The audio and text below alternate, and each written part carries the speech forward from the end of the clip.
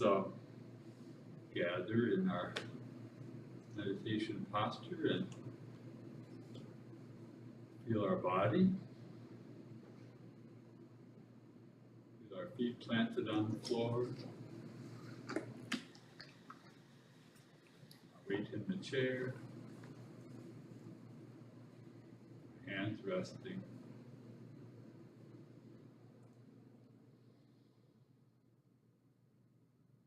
Body supported by our spine, and just let the shoulders and the whole body just relax.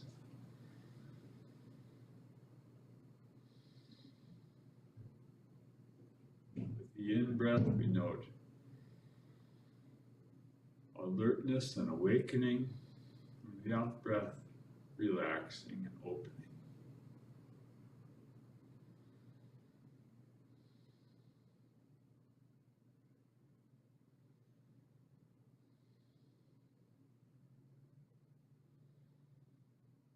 Now, if you will, let's see if we can make sounds the object of our meditation. Notice any sounds you might notice you can hear.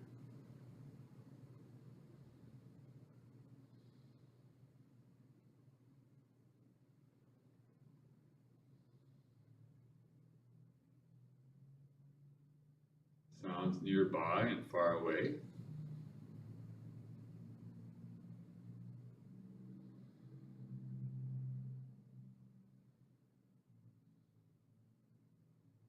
Sounds of different pitch and quality.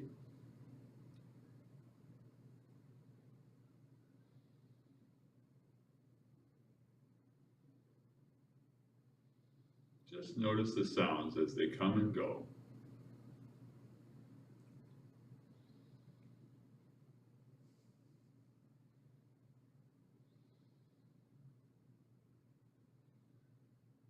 No need to say what the sounds are, just noticing them.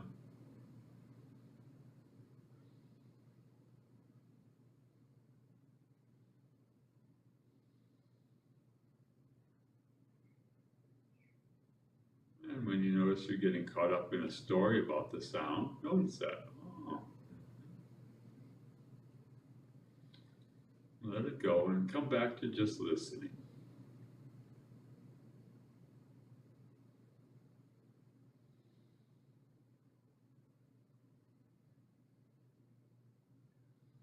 Even as quiet as it is, there's quite a few different sounds we can notice.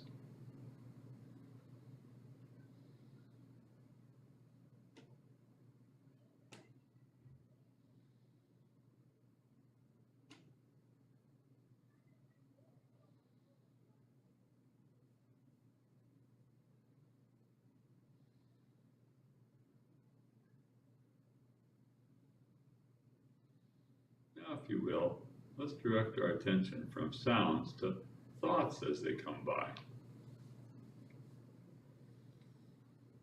Maybe name them. What are you thinking about? When you name it, then you can let it go. Come back to just noticing.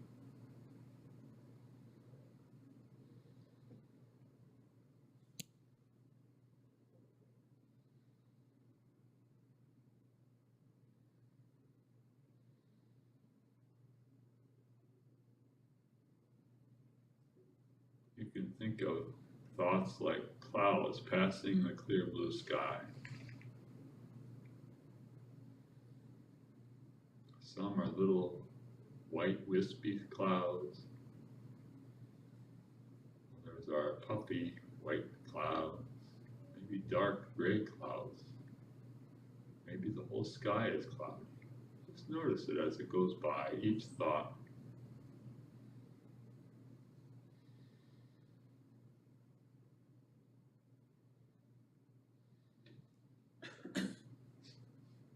And when you get caught up in a story about the thoughts, about the past or the future, you can come back to noticing the breath.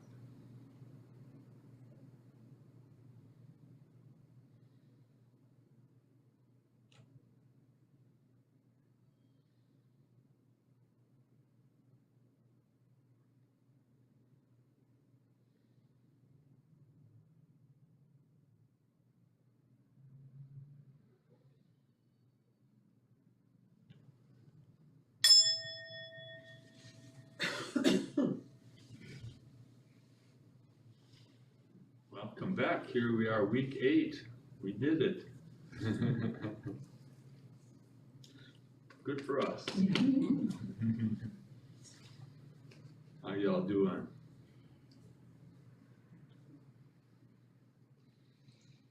Trying to meditate 4 times a week. Very good. Try.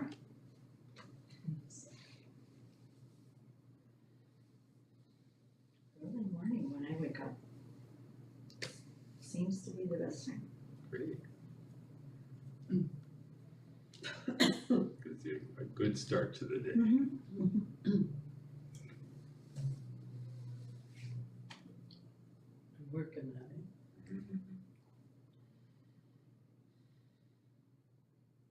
I think mornings, if you can do it in the morning, that's probably the best. It's kind of, at my house, it's kind of hard. Because Bud's always there. And maybe he's not like Jan when she went tiptoeing. So, and, you know, it's not like, because he's not gone, because he's retired, so he's in and out all the time. So I'll be trying, and all of a sudden, and I know I'm supposed to just let that go, aren't I? And just stay with it. Whew, that's hard. Guess what? That's hard. Did you tell him not to bother you? I didn't think he'd be back so soon. Oh, okay. Oh, well.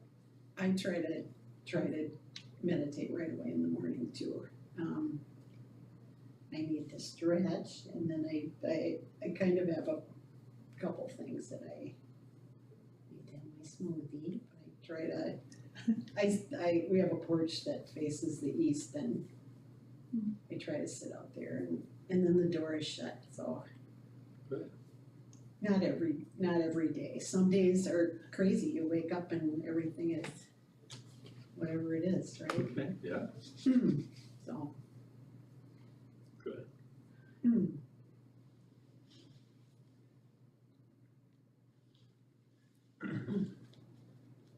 So you recall this handout, blocking, drowning, letting go, and turning toward that we talked about last time with regarding pain.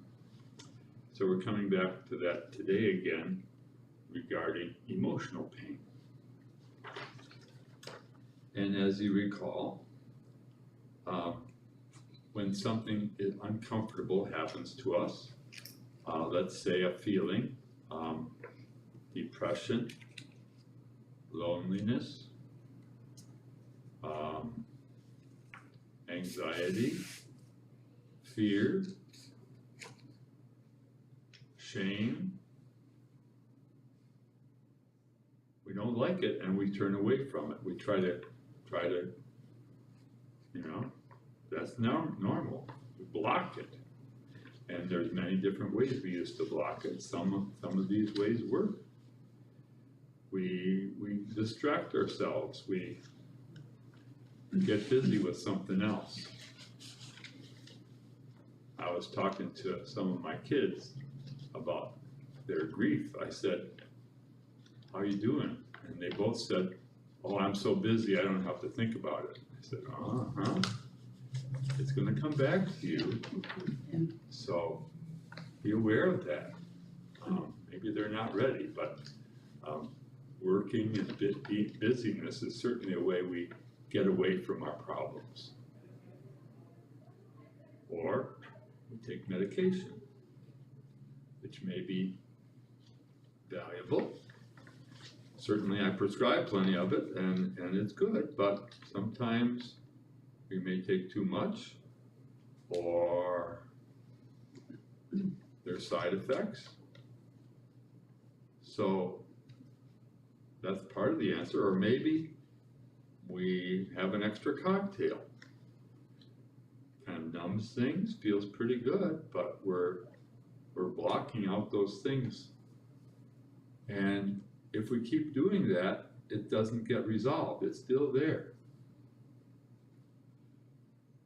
And sometimes it gets to the point where we keep trying to block it, and it keeps coming back, and it becomes overwhelming.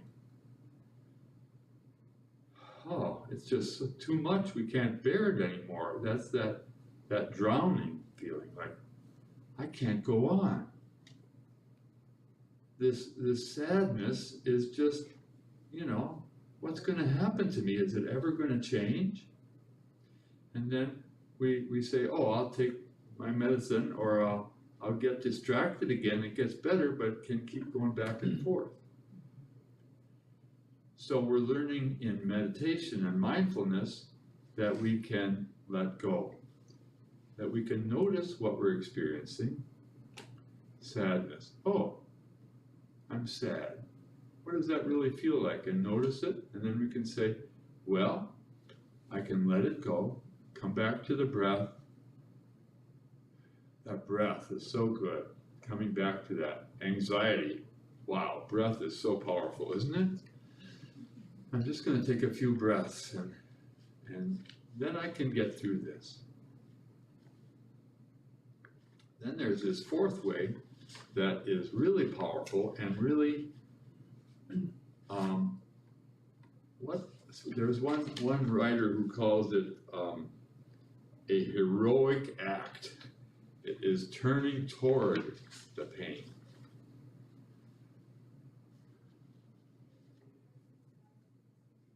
I had a little experience with this if you read my mindful moment this week.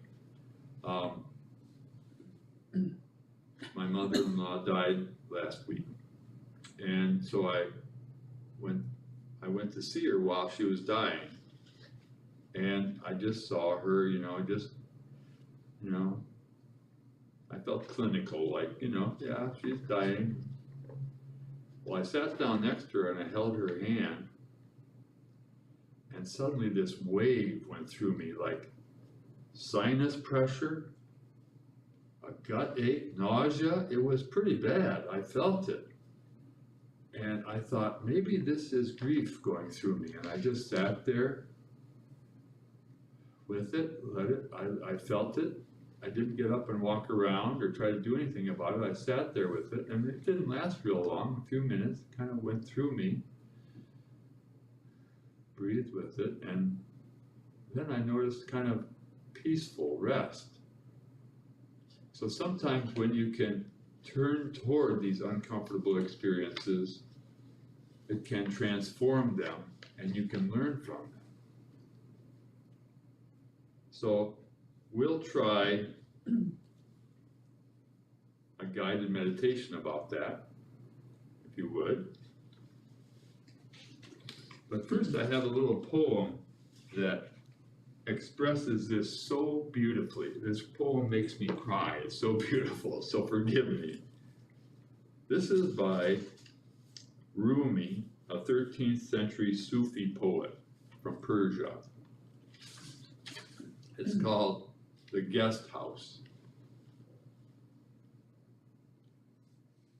This being human is a guest house. Every morning a new arrival. A joy, a depression, a meanness. Some momentary awareness comes as an unexpected visitor.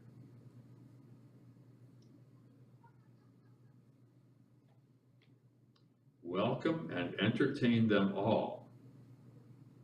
Even if they're a crowd of sorrows who violently sweep your house empty of its furniture. Still, treat each guest honorably.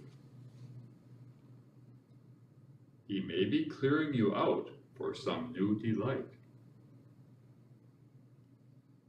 The dark thought, the shame, the malice, meet them at the door laughing and invite them in.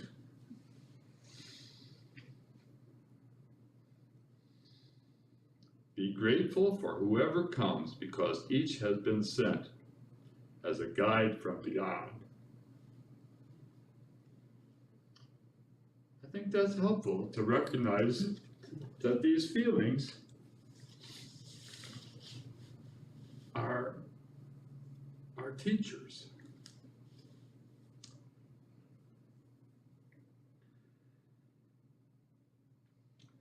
So I'd like you to try to recall an uncomfortable feeling that you've had recently or in the distant past. Grief, sadness, anger, annoyance, guilt. Think of the situation.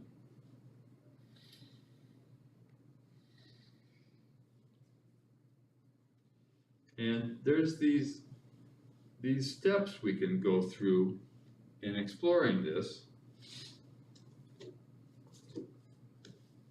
You can go back when we're done to find these steps in Real Happiness, page 108. There are 4 steps that are sometimes given the acronym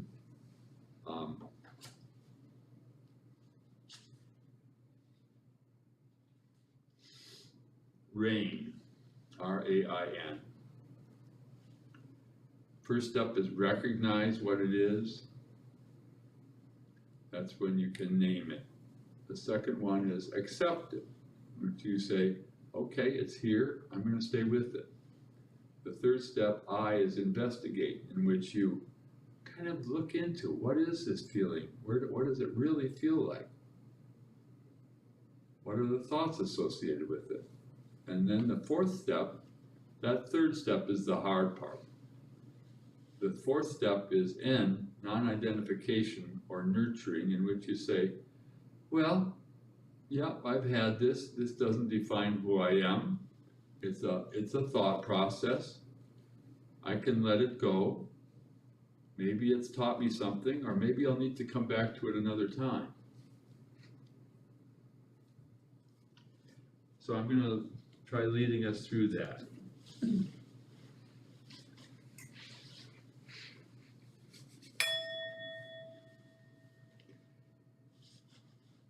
Sitting and breathing.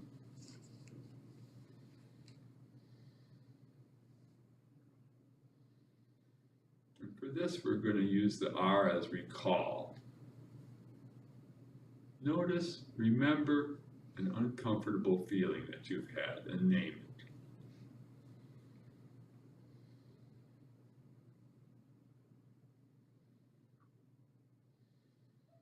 Remember the circumstance that gave rise to this feeling.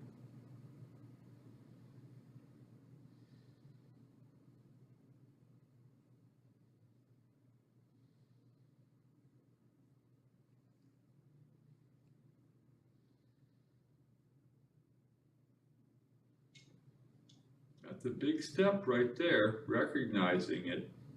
Oh, that's what's happening. Uh-huh. I've named it. Aha. It's an experience I'm having. This next step is acceptance. Okay, I've noticed it. I'm just going to stay with this for a little bit. I'm not going to push it away, run away, block it. I'm just going to stay with this for a bit. Feels like something I can handle right now. And sometimes we'll come up against something that's so painful we can't handle it right now, and then we need to try to let it go and find something else. But right now, let's find something that we can handle, and we're going to accept this uncomfortable, painful feeling that we've named.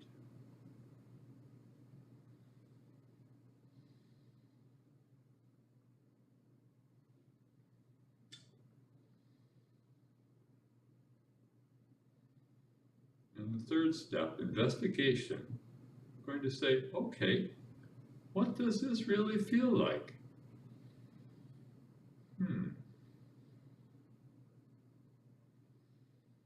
What are some thoughts associated with this uncomfortable emotion? Maybe notice the story that's associated with it.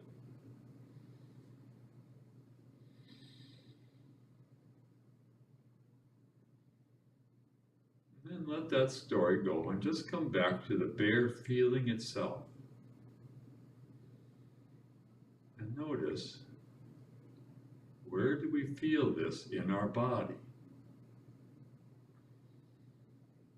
Every emotion, especially painful emotions, have a place in the body where we can feel them if we're sensitive.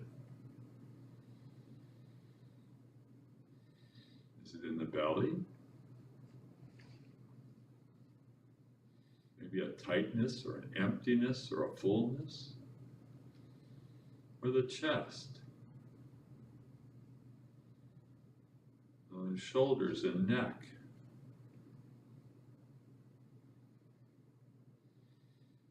Where do we feel it? What does it feel like?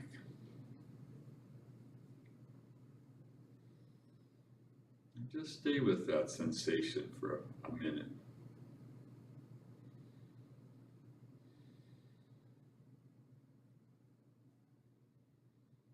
Notice how the sensation may change, make it stronger and weaker.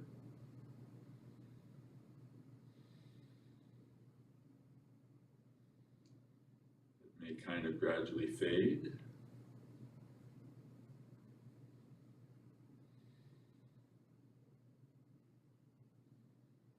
Come back to that emotion. Has that changed?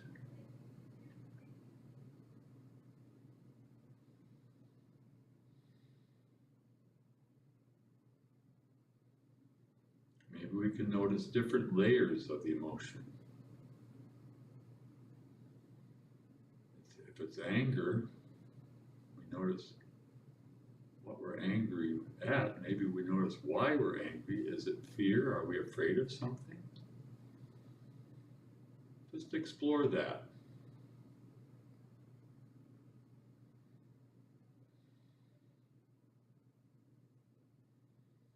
If it's loneliness, maybe there's a fear there.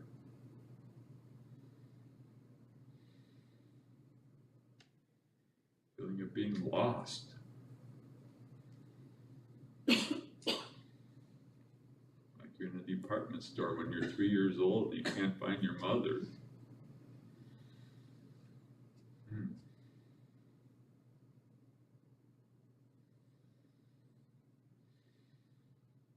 So we recognize the feeling, we've decided to accept it, we've investigated it.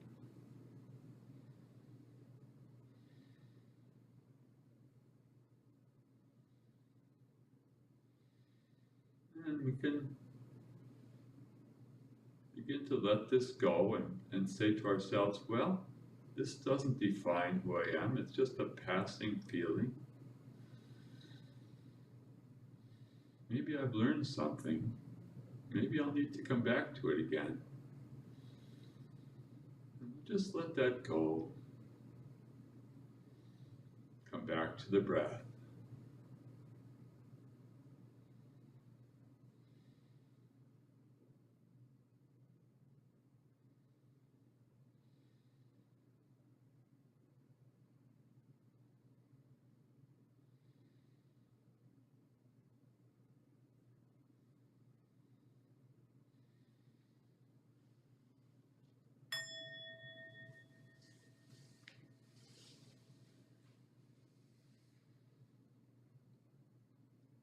Would anyone care to say what emotion came up?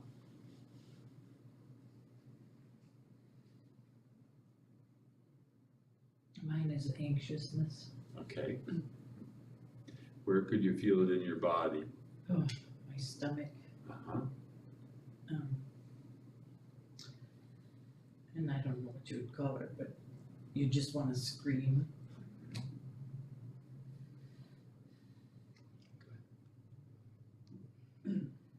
Not easy. No. No. Good work.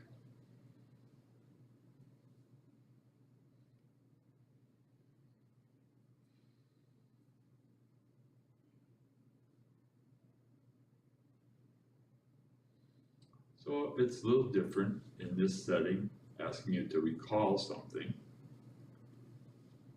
So this is a tool we have, and try to remember this tool when something happens, because something will happen. You'll feel bad, you'll feel uncomfortable, you will feel emotional pain, probably sometime in the coming week. When that happens, oh, I don't feel good, what is it? And see if you can go through those 4 steps. Recognize it, accept it, investigate it, feel it in your body, and let it go, that non-identification, saying this is just something that's passing.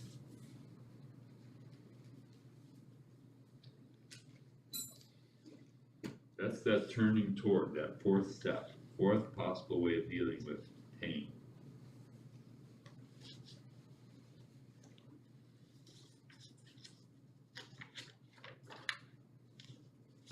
I have a handout for you here that I'm going to give you now that we can look at for a minute. You recall some time ago I gave you a handout that had that was about, remember it was about naming thoughts, emotions, and sensations. Well, this goes a little farther. It's called What Emotions Feel Like in the Body, done by a psychologist, Lindsay Brahman. So thanks, Lindsay, for this color wheel.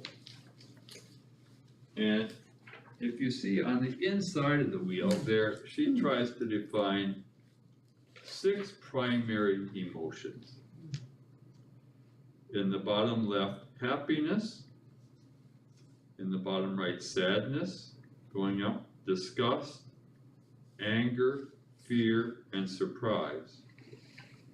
And then under each emotion, there are certain subtypes, you might call it. Like, for instance, under happiness, joy is like, wow.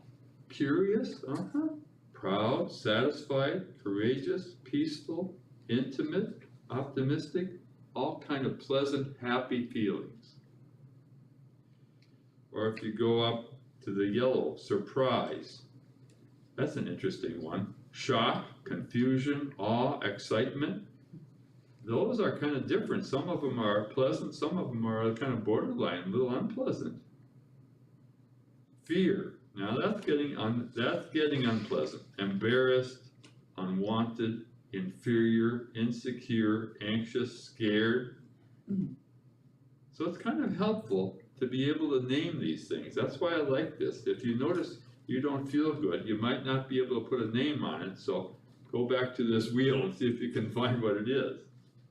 Under anger, hurt, insecure, hateful, mad, aggressive, irritated, distant, critical.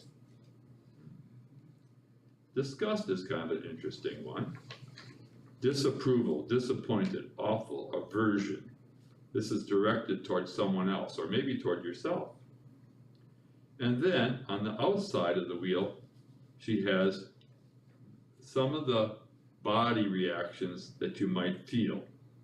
So, going back to sadness, you might notice on the blue part, a looking down feeling. You notice you're looking down, an empty feeling, curling up, slouching. A lot of these are actions.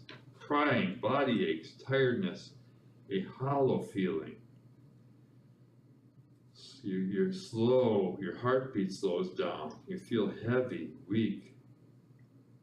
Maybe under apathy, that's where you have these eye rolling. So go around this and you find a lot of, some things that I think this is very helpful in noticing what kinds of emotions we have and then what kinds of body reactions we might have to it.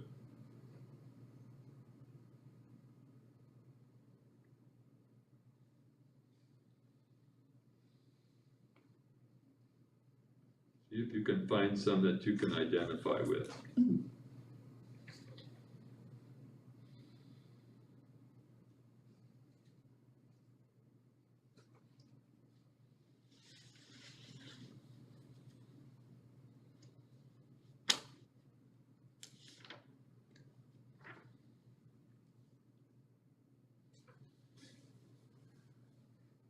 I have a few thoughts on some specific problems that come up for people regarding unpleasant emotions.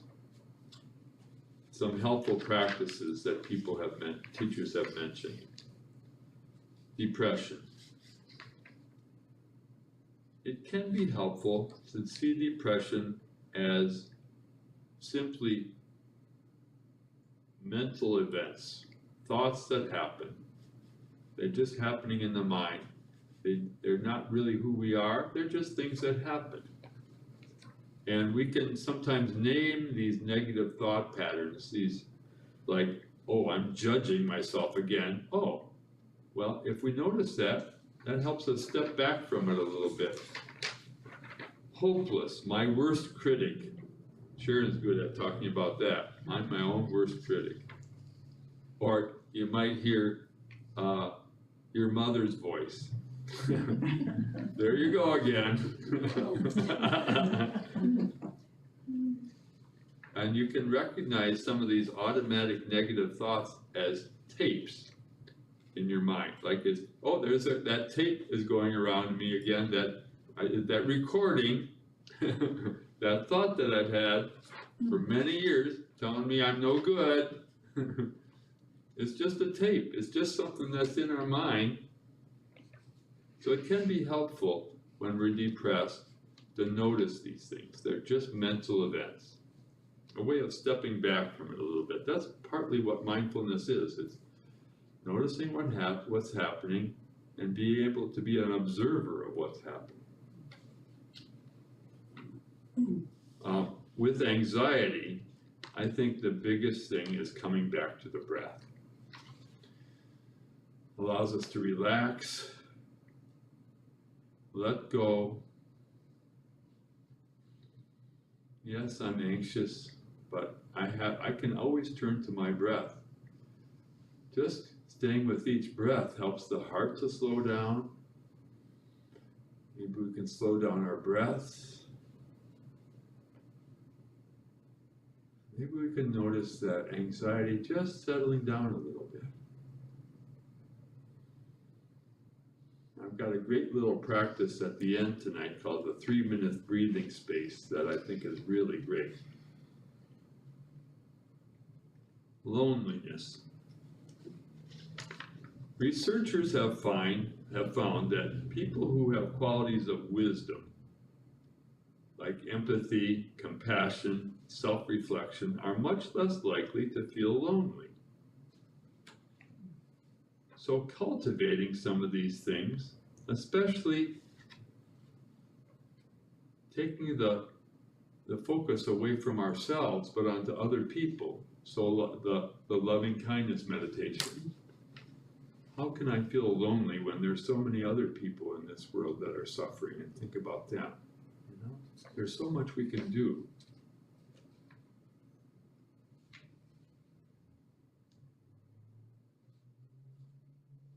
Difficult relationships are one of the things that come up for us a lot.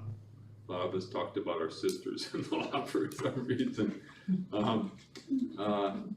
or people at work. And some of these things are from another Sharon Salzberg book called Real Change. And she says, if we can get beyond the stereotypes that we have of people, it'll be easier for us to get along with them. So we can remind ourselves of what we don't in fact know about the other person. We don't know what they've been through, you know? We don't really know why they are this irritating person. They probably have a reason for it. And we can cultivate sort of a curiosity. What's going on with them? And we can differentiate an individual from certain group-based stereotypes. Well, he's just like all my bosses I've had before. Or people of a certain color you can't trust. Or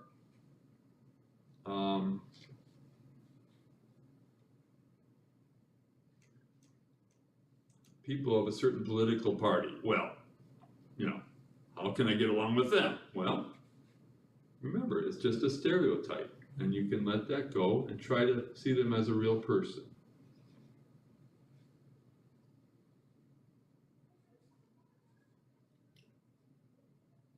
So a lot of this, talking tonight about mindfulness of emotional pain, is kind of a review of some things we've already done. And like I said, this 3-minute breathing space, I think, will be very helpful. But now I'd like to talk about this, since this is the last class, where do we go from here? And I gave you a handout last time. If you have it, pull that out. That's called Maintaining and Enriching Your Practice. And if you don't, I'll loan you one. Do you have any?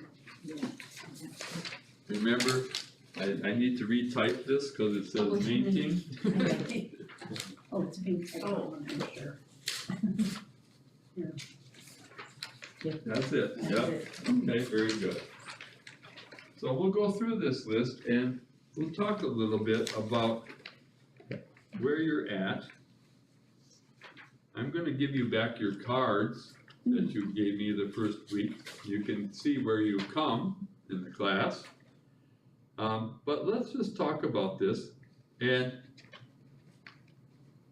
I'm gonna bet that all of you have benefited from this and wanna keep it up. Am I right? Now, a lot of people might say, well, it was an interesting class, but I just don't have the time and energy to keep doing this, which is okay, you know, maybe you'll come back to it.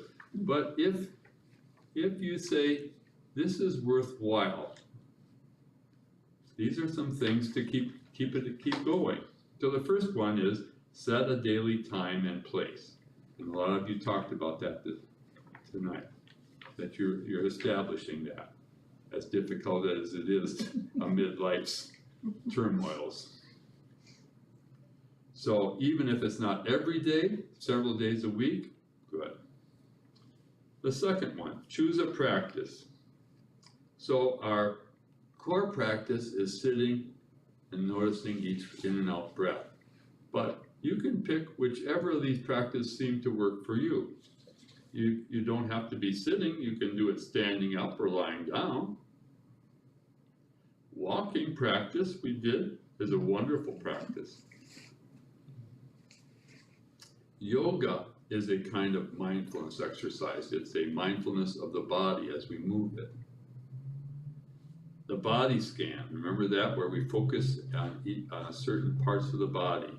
Many people find that their go-to meditation technique.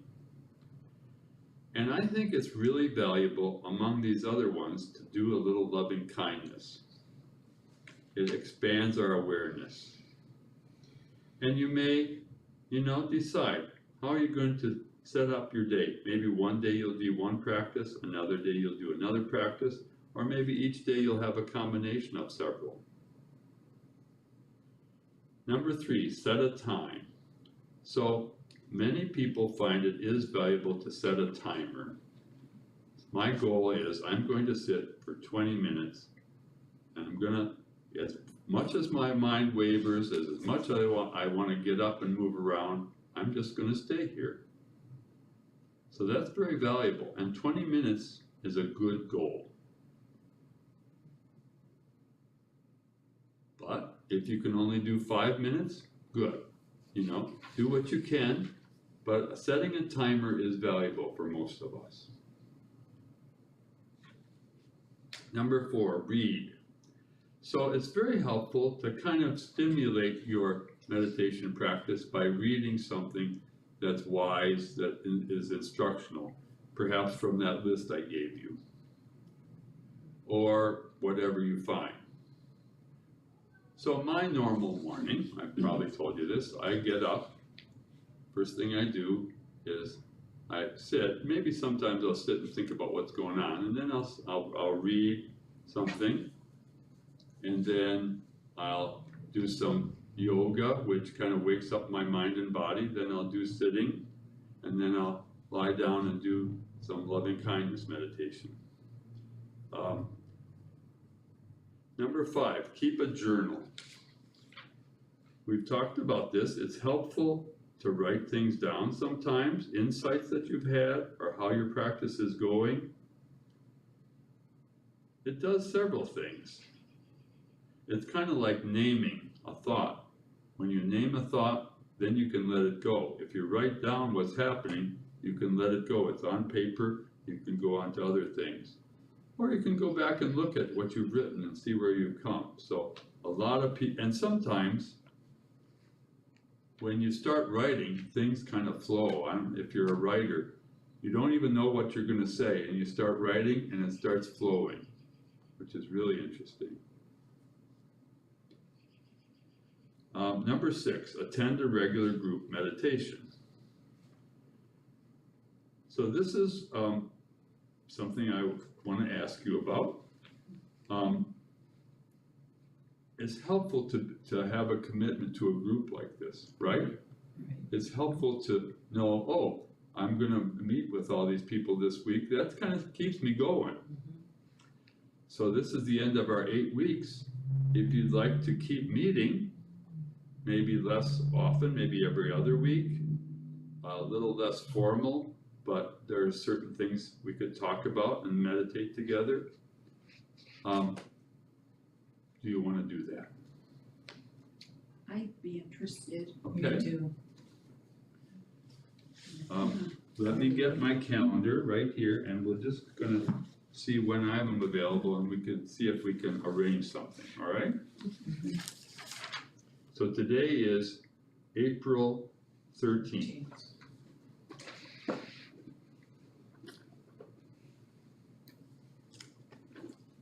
One and 2 weeks from today, I'm not available. 3 weeks I'm not. Boy.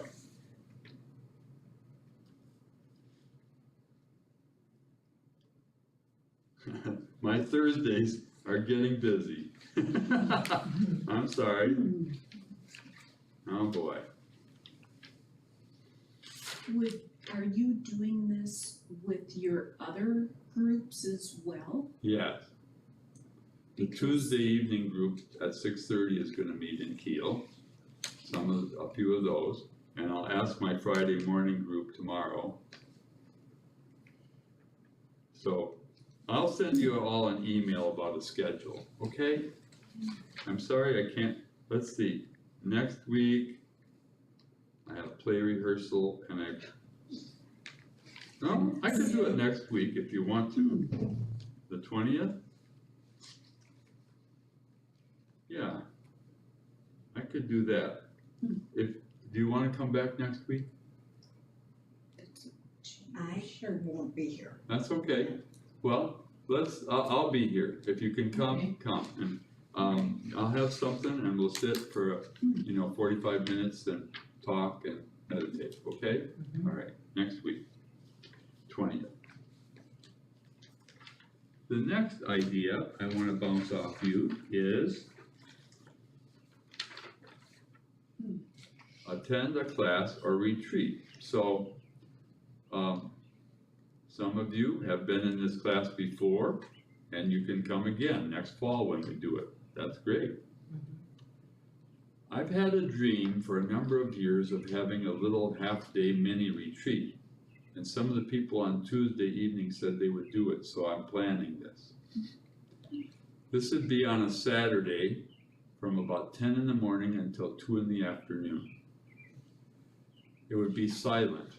That's one of the great things about this. You don't talk for those 4 hours. Does anybody talk? Like you? I will talk, Okay. a little. Okay. I'll give you some instruction. Yeah. So I have a date picked out for this, and I'll send you this, but if you're interested, and I'll send out the outline of what I have planned, it's Saturday, May 13th, a month from now. And it's gonna be at Gloria Day Church Okay. from 10 a.m. to 2 p.m. We'll do some sitting, some walking, some yoga.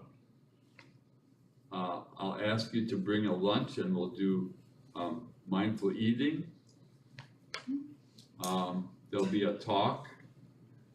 There'll be free time when you can sit or walk outside or whatever you want to do. So it's 4 hours of a silent meditation retreat, and the last half hour will be discussion. That's what I have in mind. So think about it, if that's a, Then we get to talk. and then you can talk. I think that's the hardest part. It might be surprisingly easy, it's hard to say, but yeah, it'll be different. But I think that's the biggest part of it, just being quiet for 4 hours is a meditation in itself. Number 8, that's mindfulness in daily life. When you're brushing your teeth, just brush your teeth. Pick an activity and say, I'm just going to pay attention to this right now. And when my thoughts go to something else, I'll notice it and I'll come back and just notice the feeling, the sensation, the sights, the sounds associated with this activity. Washing the dishes, or unloading the dishwasher, or walking up the steps is a great one. Oh, just notice each step. So that's a really wonderful mindfulness activity that builds those pathways in our brain anytime we do it. Similar to that, number 9 is mindful eating. So slow down, notice what you're doing. Number 10, when waiting, do a brief meditation. And this is great. You know, usually we think of having to wait in line at the post office or in the grocery store is kind of an irritating thing. If we think of it as an opportunity for meditation, wow, pretty special. We can notice what's going on around us, or we can do a loving kindness. We can see somebody, we can think of good thoughts for them. We don't do as much waiting here as we do, as people in the city do. But there is some. I don't know how the DMV is now, but that used to be a long wait. I think it's improved. Okay. Number 11, take a moment to just listen, just feel body sensations, just see. So this is particularly wonderful now as the weather improves and we can just notice the bird songs and the breeze on our face, the colors, right? 12, pause when in a stressful situation. And I'm learning this. So often, the stress drives us to do something right away, and it might not be the best thing. And if we say, oh, I'm stressed, just saying, oh, I feel that, and just taking a second to pause, notice it, transforms us. So this last meditation I'm going to show you today is about that. Number 13, notice when you're judging yourself or others, or when you're judging experiences and sensations. So it's not that judging is bad, but if we notice it, oh, I'm forming an opinion about this just like that. Is it true? So that's helpful to look at that. Number 14, become more aware of your consumption habits. So as you become more mindful, you may notice that you're not eating the best. If you slow down your eating, you may not eat quite as much. Or drinking.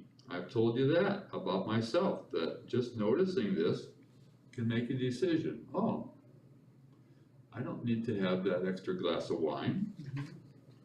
Or buying is a big one for many people, and certainly watching TV, or even more so, should put on their the internet and all that kind of stuff. Very distracting, and not that it's necessarily bad, but you can say, do I really need to spend 2 hours a day on a screen? Yeah. Well, maybe there's something better. No judgment, just notice.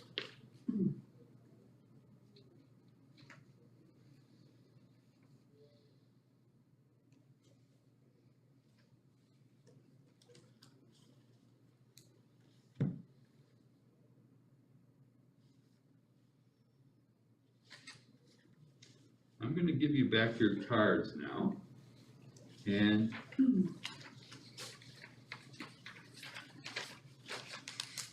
as you recall, I had you write down 3 columns. What was your primary stressor? What do you do in the face of that? And how do you feel about those reactions? Barb, Ronell, Jean, Peg. Yes. Jeanette's not here, or Pauline. Well, just take a look at that and see if maybe you've learned something, maybe things are a little different now. The common things that people express, I'm gonna remind you, the first week between all the classes, the number one stress people had was regarding their health. And think if this class, your mindfulness, your meditation practice has made a difference in terms of how you view your health and how you feel. The next ones were about people, relationships, children, work, your spouse.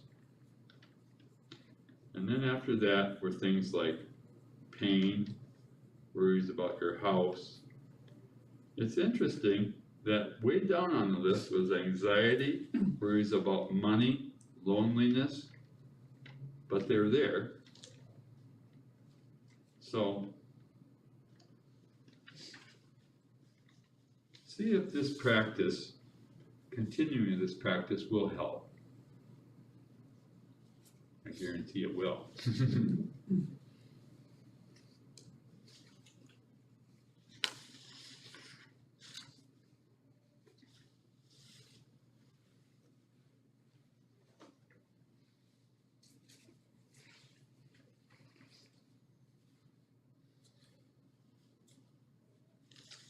So I've got this meditation. I'm going to give you a handout that describes it after class today. It's called the 3-minute breathing space.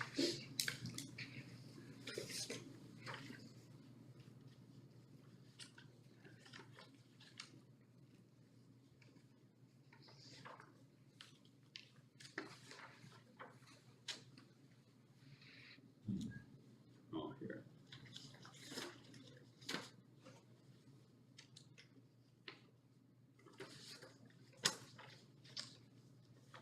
So there's 3 steps, and this just takes 3 minutes, and this is particularly valuable in a stressful situation, but can be used anytime. The 3 steps are, number 1, becoming aware of what's going on. That's like naming what we're going through.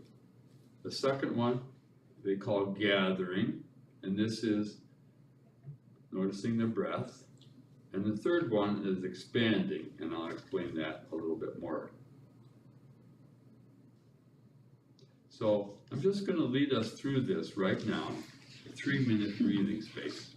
I've got a handout that goes through it.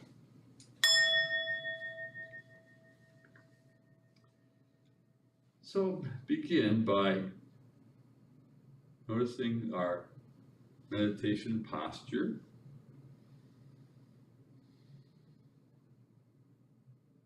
Close your eyes if you like. Bring your awareness to your inner experience. What is my experience right now?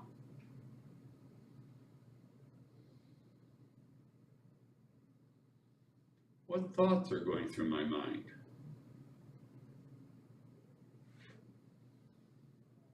See if you can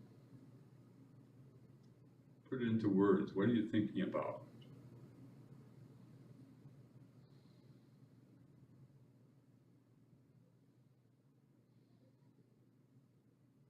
Then notice what feelings you have right now. Any sense of emotional discomfort or unpleasant feelings, just notice what's going on. Or if they're pleasant, notice that.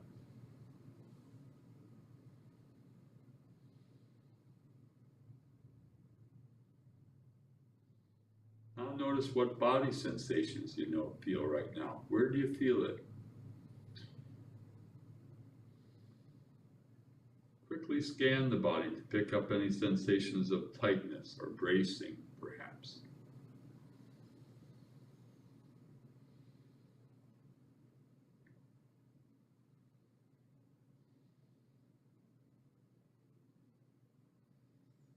Now step 2, gathering. Redirect your attention to focus on the physical sensations of the breath in and out.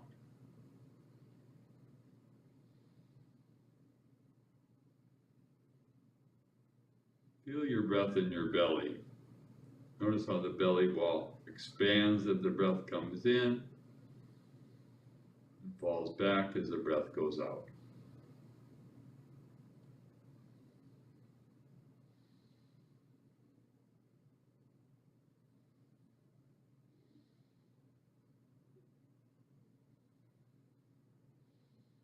Now, we're going to expand that feeling of the breath. Notice it in the chest.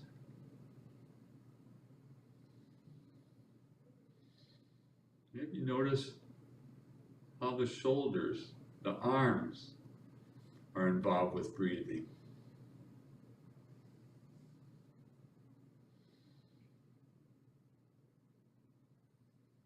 Begin to notice the breath expanding as the sensation of the breath coming in and diffusing oxygen through your whole body.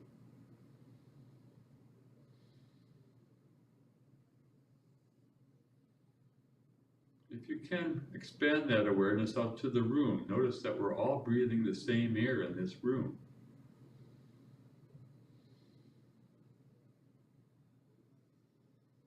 And beyond that, to the community outside of this building, all the other living organisms that are breathing this air, the plants and animals.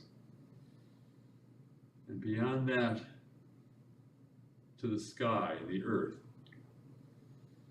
breathing.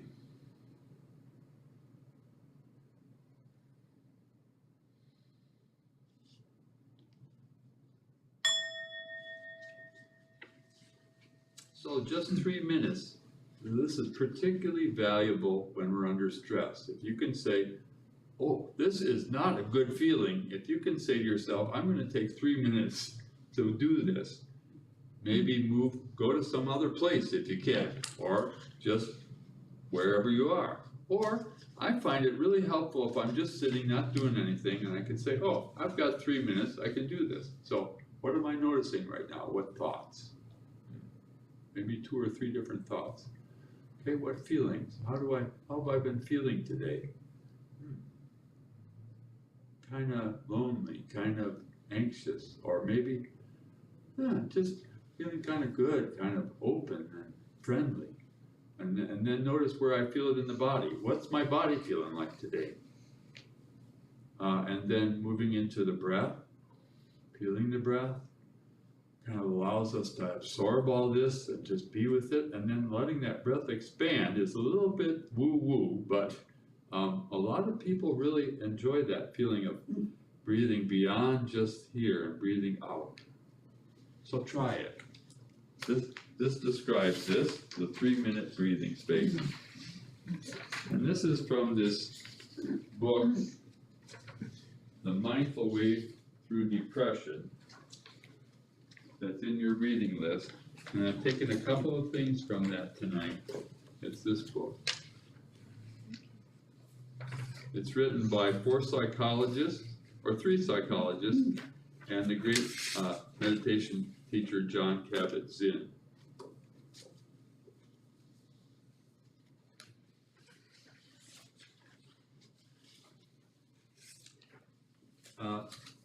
And they also suggest, let's say you've done this for a stressful situation. So what do you do afterward? There's 4 possible things you might draw from this. Number 1, maybe you've calmed down and you can go back into that situation and take care of it. Or maybe you're just going to stay with the feelings that you had, the body door they call it. Just stay with how your body's feeling for a while. Or maybe you wanna go to your thoughts and kind of explore the different thoughts that were associated with the experience. And the fourth one, the door of skillful action, you can make a conscious decision, you're gonna change what's happening. All different responses that you might draw after you just take 3 minutes to notice what's happening and breathe.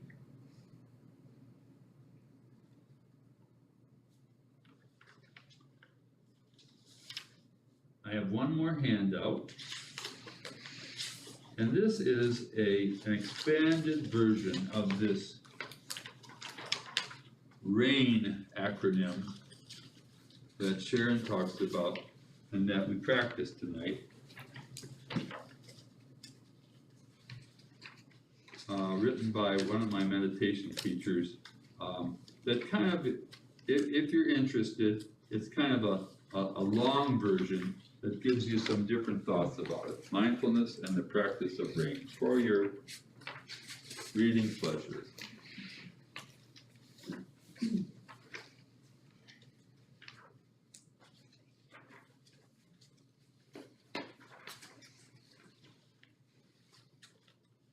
We'll conclude with a sit, and you can stay and we can talk a bit. I'll be back here next week, and I'll send you all an email about this retreat if you're interested. And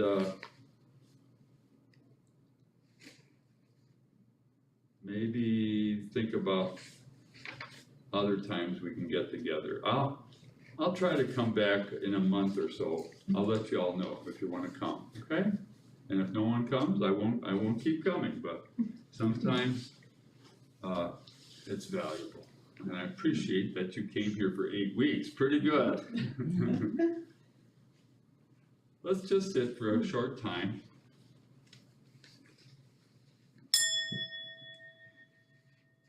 And just sit here and notice our breath. Let all the words and feelings just kind of settle.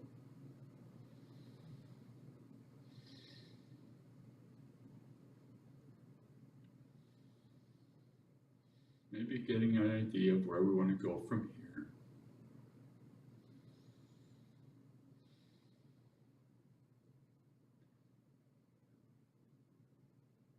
Remember, wherever we go, there we are.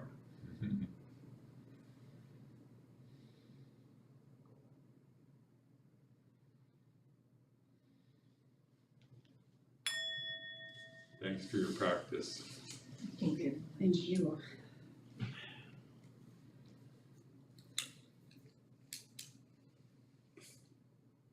I think I'm kind of excited about, I'm not sure that I'm gonna come to anymore. I'm gonna take a break to do these, Good, so Right. now that summer's come, warm weather and all the activities that go with it, right? But to, the permission to do these Good, and take time yeah, is a big one, I very think, good, so. very good. That's a commitment you're making to yourself. Mhm. Good.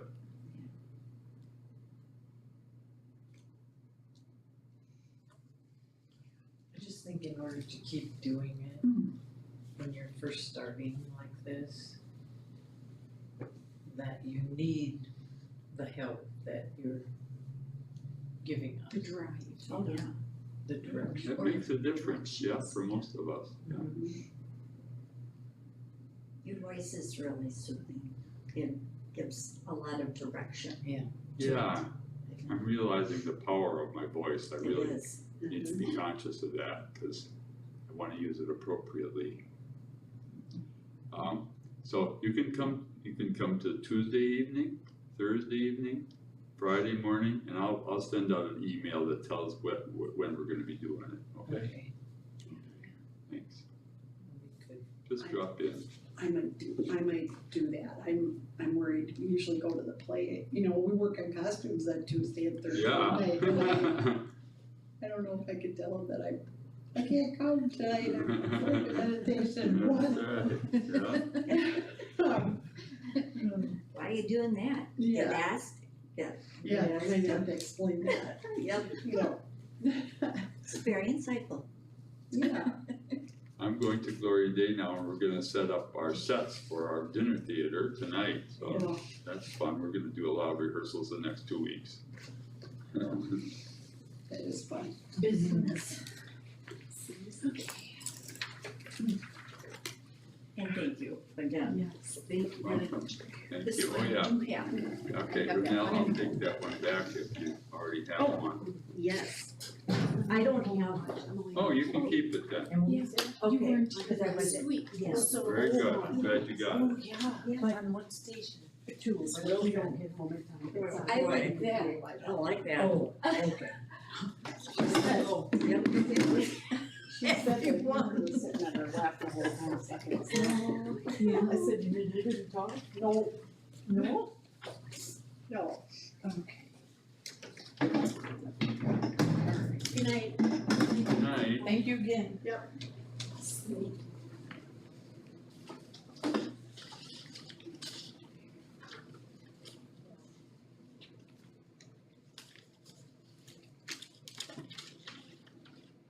It's just a nice group of women here and you, Dr. Benson, with how everything went. I enjoyed this. Uh-huh. It was, This is a good group.